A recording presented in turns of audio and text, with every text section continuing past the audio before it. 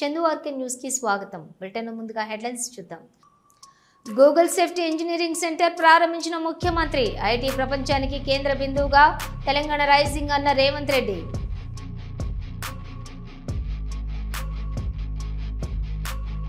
ఢిల్లీలో నారా లోకేష్ పర్యటన. భారత ఉపరాష్ట్రపతి జగదీష్ ధన్కర్ తో మర్యాదపూర్వకంగా భేటీ.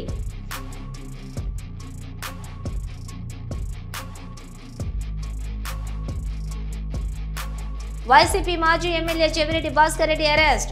భాస్కర్ రెడ్డిని విజయవాడ సిట్ కార్యాలయానికి తరలించిన సిట్ అధికారులు.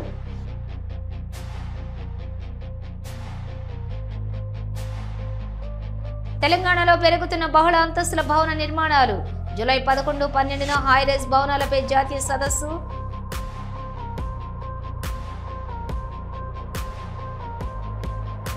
మాజీ ఎమ్మెల్యే చెవిరెడ్డి భాస్కర్ రెడ్డి అరెస్ట్.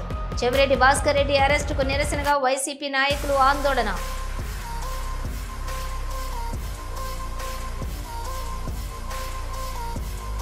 గాంధీ భవన్ లో మంత్రుల ముఖాముఖి కార్యక్రమం. పాల్గొన్న రాష్ట్ర వ్యవసాయ శాఖ మంత్రి తుమ్మల నాగేశ్వరరావు.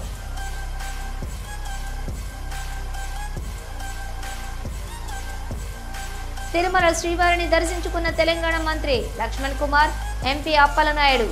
ఆలయ మర్యాదలతో స్వాగతం పలికిన అధికారులు, వేద పండితులు.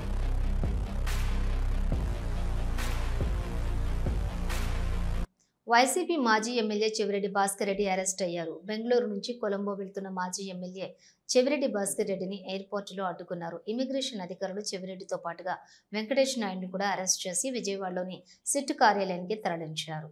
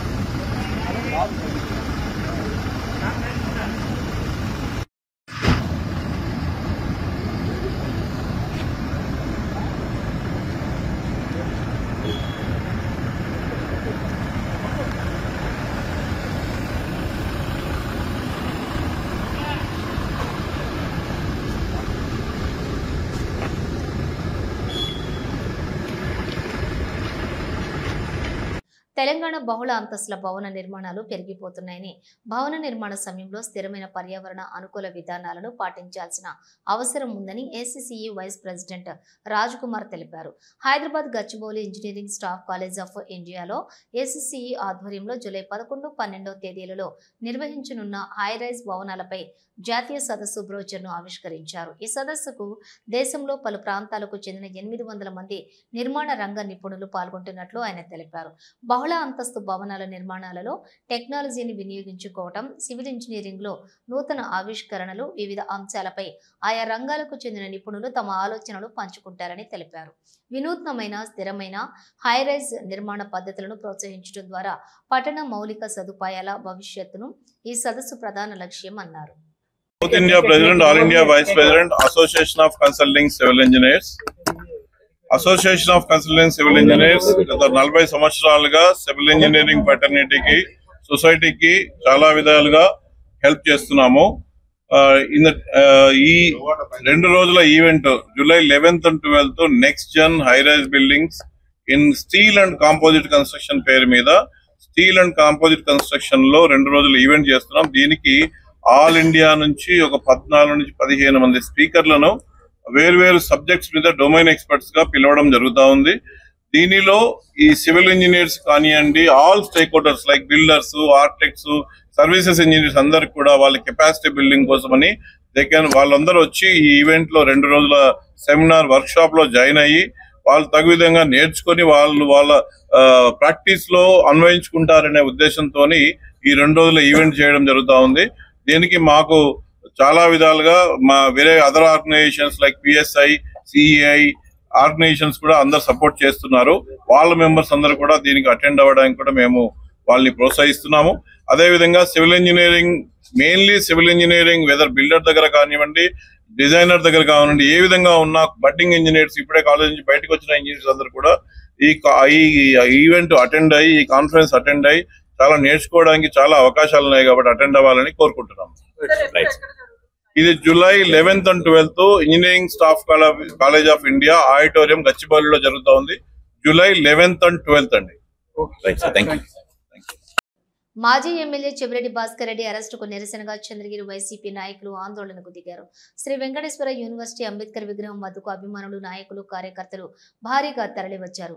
చెవిరెడ్డి భాస్కర్ రెడ్డి అక్రమంగా, అన్యాయంగా అరెస్టు చేశారని, నెల రోజుల తర్వాత ఎందుకింతటి దారుణమైన ఆలోచనలు చేశారంటూ ఆరోపించారు. లిక్కర్స్ కేసులో సంబంధం లేకుండా చివరిగా ఎందుకు అరెస్ట్ చేశారంటూ ప్రశ్నించారు.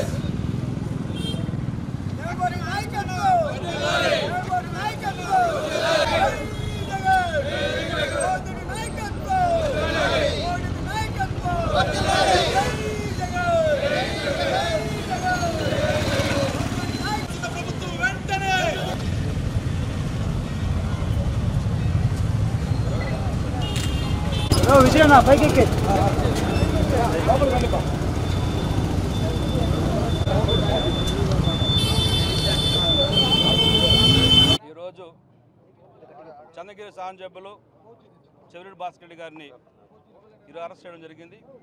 అంటే నెల రోజులు కేసు జరుగుతూనే ఉంది, లిక్కర్ కేసు. నెల రోజుల తర్వాత ఎవరో కొంతమందికి నాయకులు ఒత్తిళ్లు చేస్తే ప్రభుత్వానికి ఈరోజు తప్పుడు కేసు పెట్టి అరెస్ట్ చేసి భాస్కర్ గారిని తీసుకెళ్లారు. ఇది చాలా దుర్మార్గం చర్య ఇది. అందుకని ఈరోజు మేము అంబేద్కర్ గారికి మెమరాండం ఇచ్చాము. అయ్యా అంబేద్కర్ గారు, మీరు రాసిన రాజ్యాంగం ఏపీలో జరగడం లేదు, రెడ్ బుక్ రాజ్యాంగం జరుగుతుంది. దయవుంచి మాకు మళ్ళా ఈ ఆంధ్రప్రదేశ్ ఒక అంబేద్కర్ పుట్టాలని కోరుకుంటా ఉన్నాం. గుంటూరు లాల్పురం హైవేపై రోడ్డు ప్రమాదం జరిగింది. బుధవారం నాడు మాజీ ముఖ్యమంత్రి వైఎస్ జగన్మోహన్ రెడ్డి ప్రయాణిస్తున్న వాహనం ఢీకొని ఓ వ్యక్తికి తీవ్ర గాయాలయ్యాయి. గాయపడ్డ వ్యక్తిని స్థానికులు పక్కకు తీశారు. బుధవారం నాడు గాంధీ భవన్లో మంత్రుల ముఖాముఖి కార్యక్రమం జరిగింది. పిసిసి అధ్యక్షులు మహేష్ కుమార్ గౌడ్ సూచన మేరకు ప్రతి బుధవారం గాంధీ భవన్లో జరుగుతున్న మంత్రులతో ముఖాముఖి కార్యక్రమంలో ఈరోజు రాష్ట్ర వ్యవసాయ శాఖ మంత్రి Tummala Nageswara Rao, Arya Vysya corporation chairman doctor Kalva Sujatha Gupta పాల్గొన్నారు. ప్రజలు, స్థానికుల నుంచి వినతులు స్వీకరించి పరిష్కారం కోసం ఆయా శాఖల అధికారులతో మంత్రి మాట్లాడారు. బుచ్చిరెడ్డిపాలెం మండలంలోని కోళ్ల వ్యర్థాల రవాణా జోరుగా సాగుతోంది. రాత్రులు విచ్చలవిడిగా చేపలగుంటలకు అక్రమంగా కుళ్లిన కోళ్ల వ్యర్థాలను తరలిస్తున్నారు. ఓవైపు ఎమ్మెల్యే వేమిరెడ్డి ప్రశాంతిరెడ్డి కోళ్ల వ్యర్థాలు తరలిస్తే చర్యలు తప్పవని హెచ్చరిస్తున్నప్పటికీ ఆక్వా రైతులు మాత్రం ఆమె మాటలను విస్మరిస్తున్నారు. మండలంలోని పంచేడు గ్రామంలోని చేపలగుంటలకు వెళ్లిన కోళ్ల వ్యర్థాలను తరలిస్తున్న వాహనాన్ని మంగళవారం తెల్లవారుజామున గ్రామస్తులు అడ్డుకున్నారు. తమ గ్రామం గుండా వాహనాలు వెళ్లడం వల్ల దుర్గంధం వెదజల్లుతుందని చిన్నారులు ప్రజలు తీవ్ర ఇబ్బందులు ఎదుర్కొంటున్నామని వాపోయారు. ఈ మేరకు వారు పోలీసులకు సమాచారం ఇచ్చారు. పోలీసులు వాహనాన్ని స్టేషన్ కు తరలించారు. కోళ్ల వ్యర్థాల తరలింపును పూర్తి స్థాయిలో నిలిపివేయాలని గ్రామస్తులు డిమాండ్ చేస్తూ ఉన్నారు. కొత్త గోశాల నిర్మించాలని నిర్ణయం తల్లి ఆవు గురించి ఆలోచించినందుకు రేవంత్ రెడ్డికి ఎమ్మెల్యే రాజాసింగ్ ధన్యవాదాలు తెలిపారు. వేల సంఖ్యలో ఆవు గాని దూడలు గాని ఎద్దులు గాని ఇల్లీగల్ స్లేటర్ హౌసుల్లో సంపుతున్నారు. దాని గురించి మీ ప్లాన్ ఆఫ్ యాక్షన్ కొద్ది చెప్పాలి. రేవంత్ రెడ్డి మోడల్ గోశాలలు కడుతున్నారు. చాలా మంది గోరక్షణ గురించి గౌరక్షణ గురించి ఒక స్పెషల్ పోలీస్ ఫోర్స్ తయారు చేయండి. దాంట్లో ఒక మెంబర్గా మాకు కూడా పెట్టండి అని అన్నారు. దేశంలోని ముఖ్యమంత్రులందరిలో గోవులకు సేవ చేసే నిజమైన ముఖ్యమంత్రి ఎవరు అని మనం అడిగితే గుర్తుకొచ్చే రెండవ పేరు మీదే. మొదటి పేరు యోగిజీ మరియు రెండవ పేరు రేవంత్ రెడ్డిజీ. ఒక మంచి గుర్తింపు యావత్ భారతదేశంలో మీకు దొరుకుతుంది. ఒకవేళ ఈ పనులు మీరు చేస్తేనేనని అన్నారు. దాంట్లో ఆవులని దొడలని ఎద్దులని ఎక్కడ నుంచి తీసుకొని వస్తారు అది కూడా చెప్పాలని నా ఒక నివేదిక. ఎందుకంటే ఇవాళ మన తెలంగాణలో ఆంధ్ర నుంచి కానీ ఒడిశా నుంచి కానీ మహారాష్ట్ర నుంచి కానీ కర్ణాటక నుంచి కానీ వేరే వేరే రాష్ట్రం నుంచి చాలా పెద్ద ఎత్తున ఆవులు దొడలు ఎద్దులు స్లాటర్ హౌస్కి కటింగ్కి వస్తున్నది ఇల్లీగల్గా. దాని గురించి మీరు ఏం ప్లాన్ చేసినారు, మీ ప్లాన్ ఆఫ్ యాక్షన్ ఏమున్నది అది కూడా కొద్దిగా చెప్తే చాలా బాగుంటుందని నా ఒక ఉద్దేశం. అదేవిధంగా మా రేవంత్ రెడ్డి ముఖ్యమంత్రి గారికి నా ఒక నివేదిక, ఒక స్పెషల్ టాస్క్ ఫోర్స్ని నిర్మించండి. ఎవరైనా ఇల్లీగల్గా ఆవులు ఎద్దులు దొడలు మన తెలంగాణకి ఈ స్లాటర్ హౌస్కి కటింగ్కి తీసుకొని వస్తే వాళ్ళకి పట్టుకోవాలి. అదే ఆవులు అదే దొడలు అదే ఎద్దులు మీరు కట్టిన మోడలైజ్ని షిఫ్ట్ చేయాలి, అక్కడ షిఫ్ట్ చేయాలని నేను కోరుతున్నాను. అదేవిధంగా ఒకవేళ అది ఒక మంచి టాస్క్ ఫోర్స్ టీమ్ గౌరక్షణ గురించి మీరు తయారు చేస్తే దానికి ఒక సభ్యుడిగా మా కూడా పెట్టాలని నా ఒక నివేదిక. పార్టీని పక్క పెట్టండి. ఎందుకంటే ఎన్నో సంవత్సరాల నుంచి గౌరక్షణలో మేము ఆల్రెడీ పనిలో ఉన్నాము. చాలా వరకు గౌరక్షణ గురించి చాలా వరకు కార్యకర్తలు పని కూడా చేస్తున్నారు. లీగల్గా మేము కూడా మీకు సపోర్ట్ చేయడానికి మేము రెడీ ఉన్నాము. కానీ దీనిపైన కూడా దృష్టి పెట్టాలని నా ఒక నివేదిక. అదేవిధంగా తెలంగాణలో మున్సిపల్ కార్పొరేషన్ నుంచి చాలా వరకు స్లాటర్ హౌస్ నడుస్తున్నాయి. అదే స్లాటర్ హౌస్లో ఇల్లీగల్గా ఎద్దులు ఆవులు దొడలు నైట్ పూట కట్ చేసి మన తెలంగాణ నుంచి మాంసాన్ని వేరే వేరే రాష్ట్రాలకి కానీ వేరే వేరే దేశాలకి కానీ ఎక్స్పోర్ట్ అవుతుంది. దానిపైన కూడా దృష్టి పెట్టాలని రేవంత్ రెడ్డి గారికి నా ఒక నివేదిక. వికారాబాద్ జిల్లా కేంద్రంలో గంజాయి కలకలం రేపింది. పోలీసులు పట్టణంలోని సోదాలు నిర్వహించగా ఒక డాక్టర్ గంజాయితో పట్టుబడ్డాడు. పోలీసుల అదుపులో డాక్టర్ ప్రదీప్ కుమార్ గౌడ్ ఉన్నాడు. పట్టణంలో అతిరా అనే ఓ ప్రైవేట్ హాస్పిటల్ నడుపుతున్న డాక్టర్ ప్రదీప్ కుమార్ గౌడ్ అతని నుంచి సుమారు 65 గ్రాముల గంజాయి స్వాధీనం కేసు నమోదు చేసి దర్యాప్తు చేస్తూ ఉన్నారు వికారాబాద్ పోలీసులు.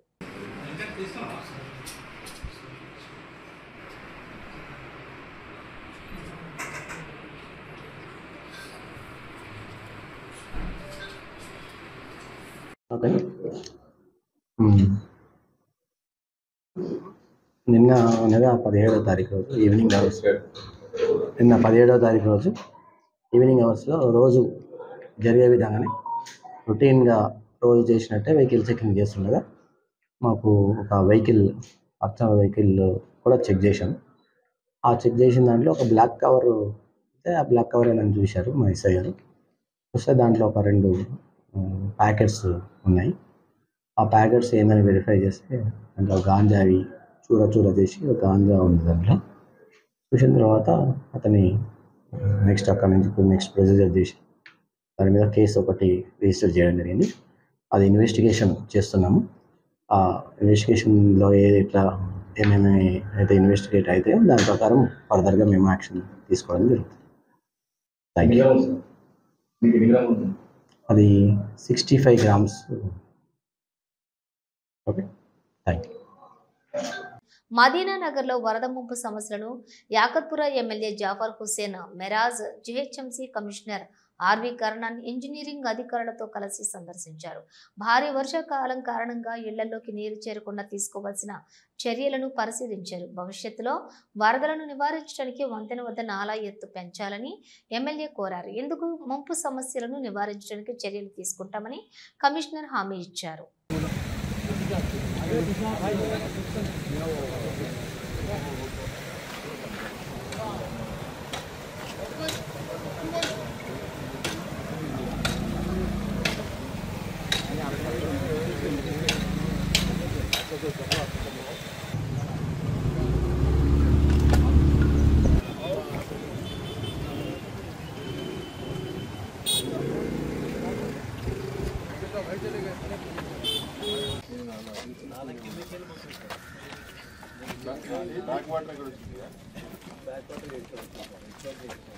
ये क्लोज करें सर अभी डाटा वोल्टेज अरे बहुत एक्टिव हो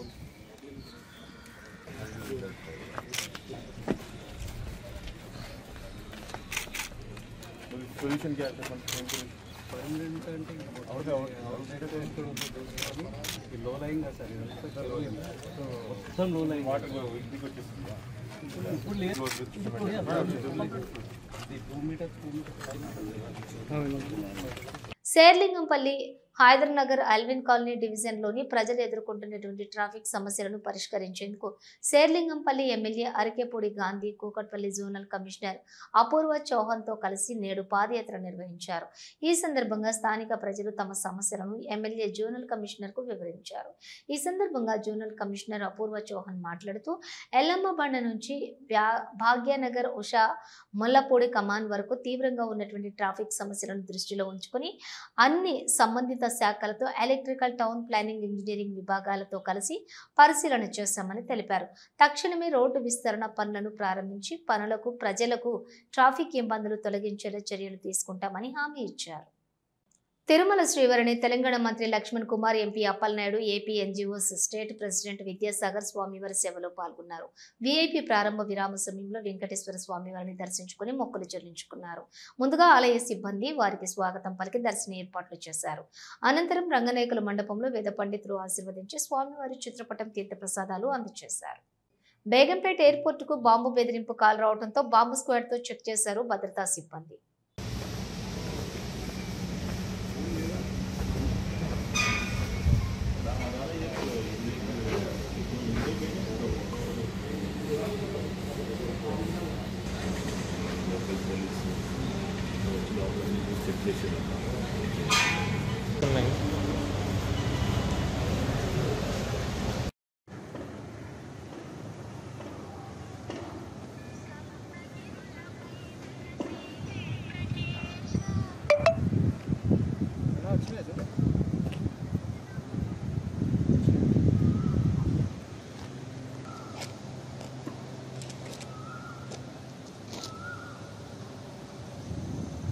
వరల్డ్ యోగా డే వేడుకకు 5 లక్షల మంది పాల్గొంటారు. అందుకు తగ్గ ఏర్పాట్లు చేస్తున్నామని విశాఖ నగర పోలీస్ కమిషనర్ శంకబ్రత బాగ్చి అన్నారు.